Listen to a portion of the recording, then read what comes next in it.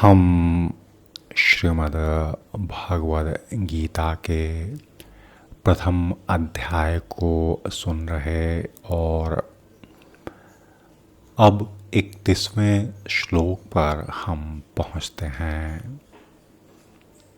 वर्तमान में अर्जुन मोहग्रस्त होकर एक विषाद में पड़ा हुआ है और अपनी भावनाएं भगवान के सम्मुख रख रहा।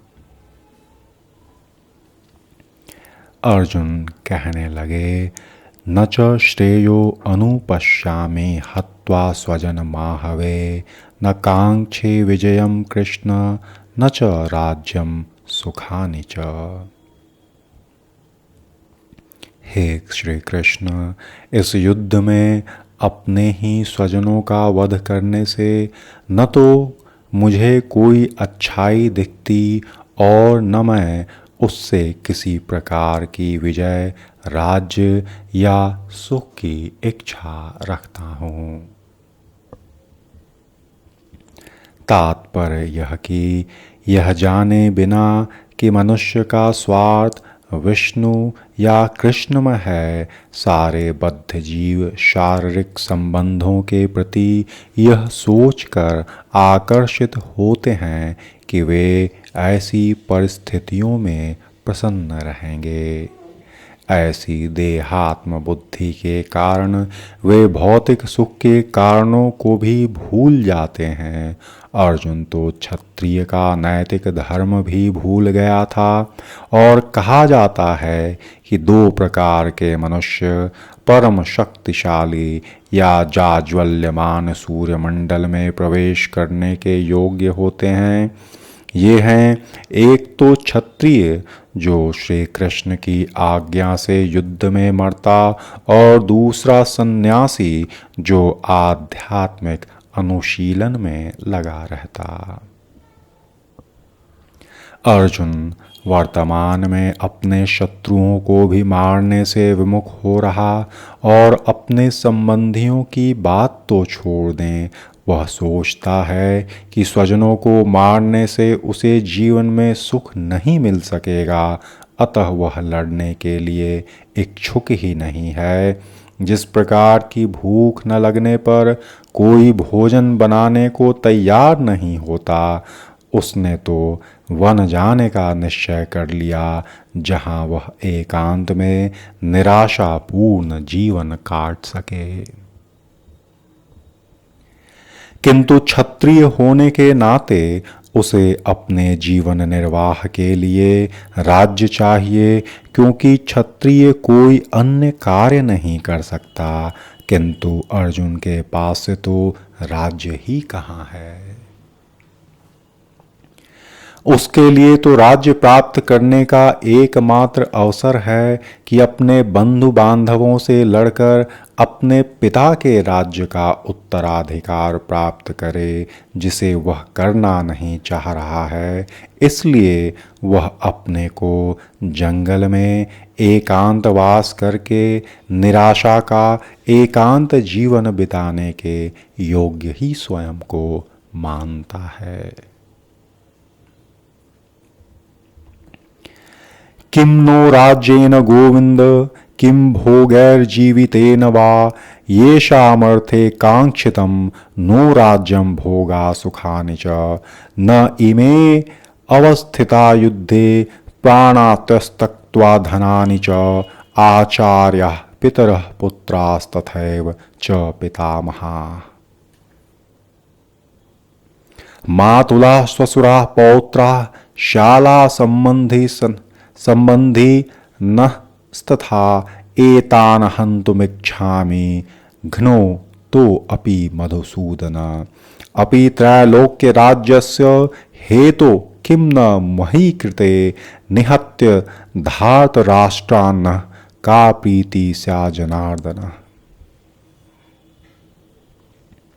32 से 35 श्लोक में अर्जुन भगवान को कहने लगे, हे गोविंद, हमें राज्य, सुख अथवा इस जीवन से क्या लाभ, क्योंकि जिन सारे लोगों के लिए हम उन्हें चाहते वे ही इस युद्ध भूमि में खड़े हैं।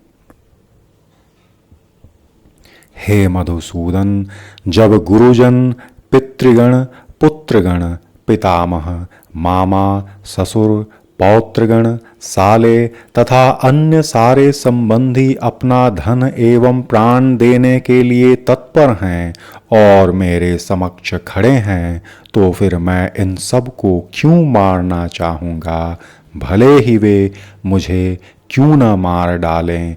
हे जीवों के पालक, मैं इन सबों से लड़ने को तैयार ही नहीं, भले ही बदले में मुझे तीनों लोकों का राज्य क्यों न मिलता हो। इस पृथ्वी की तो बात ही छोड़ दें, भला धृतराष्ट्र के पुत्रों को मारकर हमें कौन सी प्रसन्नता मिलेगी।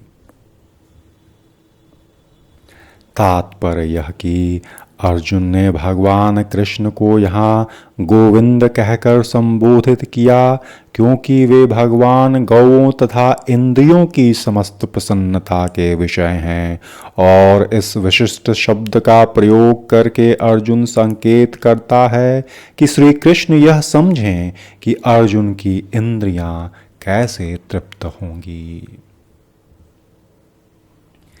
किंतु गोविंद हमारी इंद्रियों को तुष्ट करने के लिए नहीं है। हाँ, यदि हम गोविंद की इंद्रियों को तुष्ट करने का प्रयास करते हैं तो हमारी इंद्रियां स्वतः तुष्ट होती हैं। भौतिक दृष्टि से प्रत्येक व्यक्ति अपनी इंद्रियों को तुष्ट करना चाहता और चाहता है कि ईश्वर उसके आज्ञा पालक की तरह काम करें, किंतु ईश्वर उनकी तृप्ति वहीं तक करते जितने के वे पात्र होते, उस हद तक नहीं जितना वे चाहते हैं। किंतु जब कोई इसके विपरीत मार्ग ग्रहण करता, अर्थात जब वह अपनी इंद्रियों की तृप्ति की चिंता न करके गोविंद की इंद्रियों की तुष्टि करने का प्रयास करता, तो गोविंद की कृपा से जीव की सारी इच्छाएं पूर्ण हो जाती। यहाँ पर जाति तथा कुटुंबियों के प्रति अर्जुन का प्रगाढ़ स्नेह आंशिक रूप से इन सब के प्रति उसकी स्वाभाविक करुणा के कारण है, अतः वह युद्ध करने को तैयार नहीं है। हर व्यक्ति अपने वैभव का प्रदर्शन अपने मित्रों तथा परिजनों के समक्ष करना चाहता है, किंतु अर्जुन को भय है कि उसके सारे मित्र तथा परिजन युद्ध भूमि में मारे जाएंगे और वह विजय के पश्चात उनके साथ अपने वैभव का उपयोग नहीं कर सकेगा। भौतिक जीवन का यह सामान्य लेखा जोखा है, किंतु आध्यात्मिक जीवन इससे सर्वथा भिन्न होता। चूंकि भक्त भगवान की इच्छाओं की पूर्ति करना चाहता, अतः भगवद इच्छा होने पर वह भगवान की सेवा के लिए सारे ऐश्वर्य भी स्वीकार कर सकता।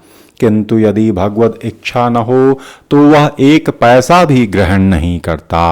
अर्जुन अपने संबंधियों को मारना नहीं चाह रहा था, और यदि उनको मारने की आवश्यकता हो तो अर्जुन की इच्छा थी कि श्री कृष्ण स्वयं उनका वध करें। इस समय उसे पता नहीं है कि कृष्ण उन सबों को युद्ध भूमि में आने के पूर्व ही मार चुके हैं और अब उसे निमित्त मात्र बनना है। इसका उद्घाटन अगले अध्यायों में होगा, और भगवान का असली भक्त होने के कारण अर्जुन अपने अत्याचारी बंधु बांधवों से प्रतिशोध नहीं लेना चाहता था, किंतु यह तो भगवान की योजना थी कि सबका वध हो। भगवद भक्त दुष्टों से प्रतिशोध नहीं लेना चाहते, किंतु भगवान दुष्टों द्वारा भक्त के उत्पीड़न को सहन नहीं कर पाते और भगवान किसी व्यक्ति को अपनी इच्छा से क्षमा कर सकते हैं, किंतु यदि कोई उनके भक्तों को हानि पहुंचाता तो वे क्षमा नहीं करते। इसलिए भगवान इन दुराचारियों का वध करने के लिए उद्यत थे, यद्यपि उन्हें अर्जुन क्षमा करना चाहता था।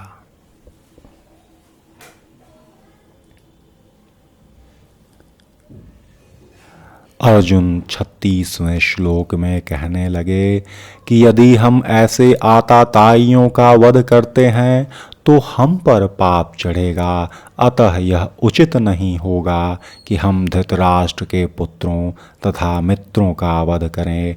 हे लक्ष्मीपति श्री कृष्ण, इससे हमें क्या लाभ होगा और अपने ही कुटुंबियों को मार हम किस प्रकार से सुखी हो सकते। श्लोक का तात्पर्य कि वैदिक आदेश अनुसार आताताई 6 प्रकार के हैं। विष देने वाला, घर में अग्नि लगाने वाला, घातक हथियार से आक्रमण करने वाला, धन लूटने वाला, दूसरे की भूमि हड़पने वाला, पराई स्त्री का अपहरण करने वाला। और ऐसे आतताइयों का तुरंत वध कर देना चाहिए, क्योंकि इनके वध से कोई पाप नहीं लगता। आतताइयों का इस तरह वध करना किसी सामान्य व्यक्ति को शोभा दे सकता है, किंतु अर्जुन कोई सामान्य व्यक्ति नहीं है, वह स्वभाव से साधु है, अतः वह उनके साथ साधुवत व्यवहार करना चाहता था। किंतु इस प्रकार का व्यवहार क्षत्रिय के लिए उपयुक्त नहीं है। यद्यपि राज्य के प्रशासन के लिए उत्तरदायी व्यक्ति को साधु प्रकृति का होना चाहिए, किंतु उसे कायर नहीं होना चाहिए। उदाहरणार्थ भगवान राम इतने साधु थे कि आज भी लोग राम राज्य में रहना चाहते हैं, किंतु उन्होंने कभी कायरता प्रदर्शित नहीं की। रावण आतताई था क्योंकि उसने भगवान राम की पत्नी का अपहरण किया, किंतु श्री राम ने उसे ऐसा पाठ पढ़ाया जो विश्व इतिहास में बेजोड़ है। अर्जुन के प्रसंग में विशिष्ट प्रकार के आतताइयों से भेंट होती। ये हैं उसके निजी पितामह, आचार्य, मित्रपुत्र, पौत्र इत्यादि। इसलिए अर्जुन ने विचार किया कि उनके प्रति वह सामान्य आतताइयों जैसा कटु व्यवहार न करे, और इसके अतिरिक्त साधु पुरुषों को तो क्षमा करने की सलाह दी ही जाती। साधु पुरुषों के लिए ऐसे आदेश किसी राजनीतिक आपातकाल से अधिक महत्व रखते। इसलिए अर्जुन ने विचार किया कि राजनीतिक कारणों से स्वजनों को मारकर वह अपने जीवन तथा शाश्वत मुक्ति को संकट में क्यों डाले, और अर्जुन द्वारा श्री कृष्ण को माधव अथवा लक्ष्मीपति के रूप में संबोधित करना भी सार्थक है। वह लक्ष्मीपति श्री कृष्ण को यह बताना चाह रहा था कि वे उसे ऐसा काम करने के लिए प्रेरित न करें जिससे अनिष्ट हो। किंतु श्री कृष्ण तो कभी भी किसी का भी अनिष्ट नहीं चाहते और भक्तों का तो कदापि नहीं। फिर आगे के श्लोक में अर्जुन ने कहा, यद्यपेते न पश्यति लोभोपहत चेतसः कुलक्षय कृतं दोषं मित्रद्रोहे च पातकं कथं न गेयं स्माभिः पापादस्मान् वर्तितुं कुलक्षय कृतं दोषं प्रपश्य भिद जनार्दन।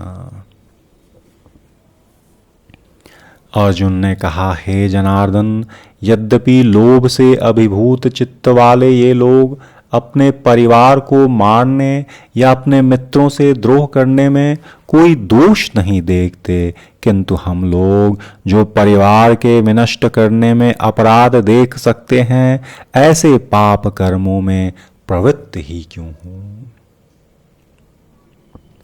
तात्पर्य कि क्षत्रिय से यह आशा नहीं की जाती कि वह अपने विपक्षी दल द्वारा युद्ध करने या जुआ खेलने के आमंत्रण को मना करे, और ऐसी अनिवार्यता में अर्जुन लड़ने से नकार नहीं सकता, क्योंकि दुर्योधन के दल ने उसे ललकारा था। इस प्रसंग में अर्जुन ने विचार किया कि हो सकता है कि दूसरा पक्ष इस ललकार के परिणामों के प्रति अनभिज्ञ हो, किंतु अर्जुन को तो दुष्परिणाम दिखाई पड़ रहे थे, अतः वह इस ललकार को स्वीकार नहीं कर सकता, और यदि परिणाम अच्छा हो तो कर्तव्य वस्तुतः पालनीय है, किंतु यदि परिणाम विपरीत हो तो हम उसके लिए बाध्य नहीं होते। इन पक्ष विपक्षों पर विचार करके अर्जुन ने युद्ध न करने का ही निश्चय कर लिया।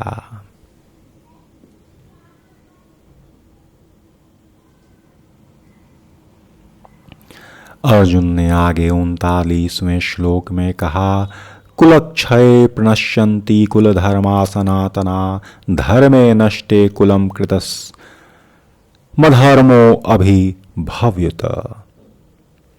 कि कुल का नाश होने पर सनातन कुल परंपरा नष्ट हो जाती, और इस तरह शेष कुल भी अधर्म में प्रवृत्त हो जाता। अधर्माभिभवात् कृष्ण प्रदुष्यन्ति कुलस्त्रिय, स्त्रीषु दुष्टासु वार्ष्णेय जायते वर्णशंकरः। अर्जुन कहने लगा, हे कृष्ण, जब कुल में अधर्म प्रमुख हो जाता तो कुल की स्त्रियां दूषित हो जाती, और अस्तित्व के पतन से हे विष्णुवंशी अवांछित संतानें उत्पन्न होने लगती। और फिर 41वें श्लोक में अर्जुन ने कहा, संकरो नरकायैव कुलघनानां कुलस्य च पतन्ति पितरो हेषां लुप्त पिंडो दक क्रिया। और अवांछित संतानों की वृद्धि से निश्चय ही परिवार के लिए और पारिवारिक परंपरा को विनष्ट करने वालों के लिए नारकीय जीवन उत्पन्न होता, और ऐसे पतित कुलों के पुरखे पितृलोक भी गिर जाते हैं, क्योंकि उन्हें जल और पिंडदान देने की क्रियाएं समाप्त हो जाती हैं।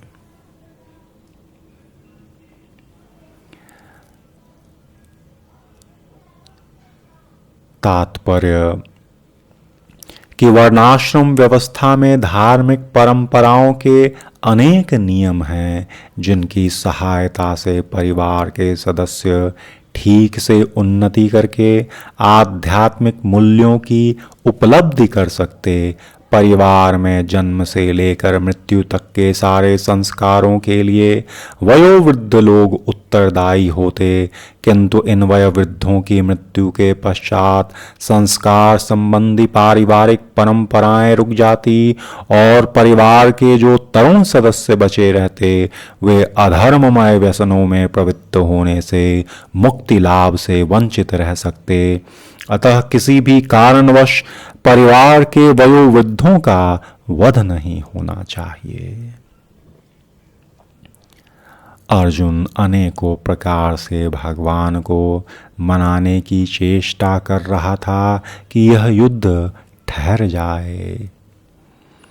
जीवन में शांति, सुख और आध्यात्मिक उन्नति का मुख्य सिद्धांत मानव समाज में अच्छी संतान का होना है, और वर्णाश्रम धर्म के नियम इस प्रकार बनाए गए थे कि राज्य तथा जाति की आध्यात्मिक उन्नति के लिए समाज में अच्छी संतानें उत्पन्न हो और ऐसी संतान समाज में स्त्री के अस्तित्व और निष्ठा पर निर्भर करती है। जिस प्रकार बालक सरलता से कुमार्गामी बन जाते, उसी प्रकार स्त्रियां भी पतनोमुखी हो सकती।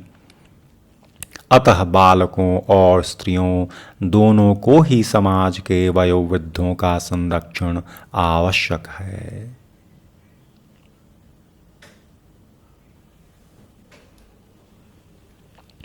सकाम कर्म के विधि विधानों के अनुसार कुल के पितरों को समय समय पर जल पिंडदान दिया जाना चाहिए और यह दान भगवान विष्णु के पूजा द्वारा किया जाता, क्योंकि श्री विष्णु को अर्पित भोजन के उच्छिष्ट भाग के खाने से सारे पाप कर्मों से उद्धार हो जाता। और यदि यह युद्ध हुआ तो उन पितरों को जल देने वाला भी, पिंड देने वाला भी कोई न बचेगा।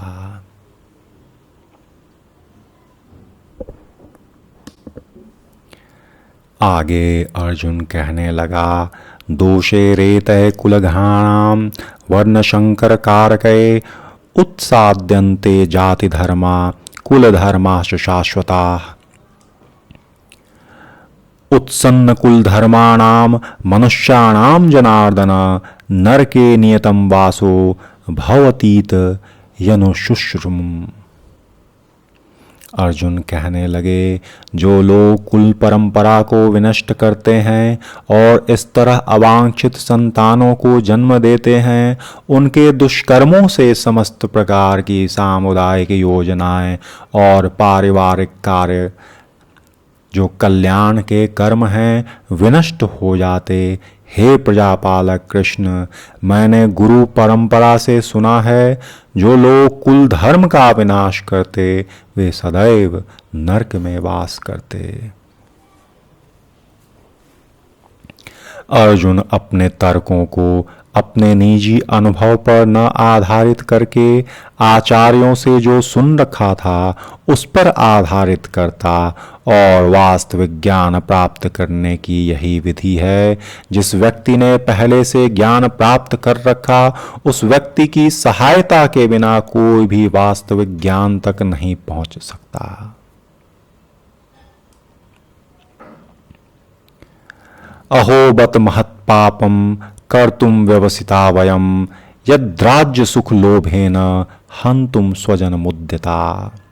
ओह, कितने आश्चर्य की बात है कि हम सब जघन्य पाप कर्म करने को, इस युद्ध को करने को उद्यत हो रहे, और वह भी राज्य सुख भोगने की इच्छा से। यदि माम प्रतीकारम शस्त्रम शस्त्रपाणयः धार्तराष्ट्रारणे हन्योस तन्मे क्षेम तरम भवेत्। यदि शस्त्रधारी धृतराष्ट्र के पुत्र मुझ निहत्थे तथा रणभूमि में प्रतिरोध न करने वालों को मारें, तो यह सब मेरे लिए श्रेयस्कर होगा। क्षत्रियों के युद्ध नियमों के अनुसार ऐसी प्रथा है कि निहत्थे तथा विमुख शत्रु पर आक्रमण न किया जाए, किंतु अर्जुन ने निश्चय किया कि शत्रु भले ही इस विषम अवस्था में उस पर आक्रमण कर दे, पर वह युद्ध नहीं करेगा। उसने इस पर विचार नहीं किया कि दूसरा दल युद्ध को कितना उद्यत है, और इन सब लक्षणों का कारण उसकी दयाद्रता है, जो भगवान के महान भक्त होने के कारण उत्पन्न हुई। और तब संजय ने कहा, एव मुक्तवार्जुनः संख्ये रथोपस्थ उपाविशत विसृज्य ससरम चापम शोक संविग न मानसः।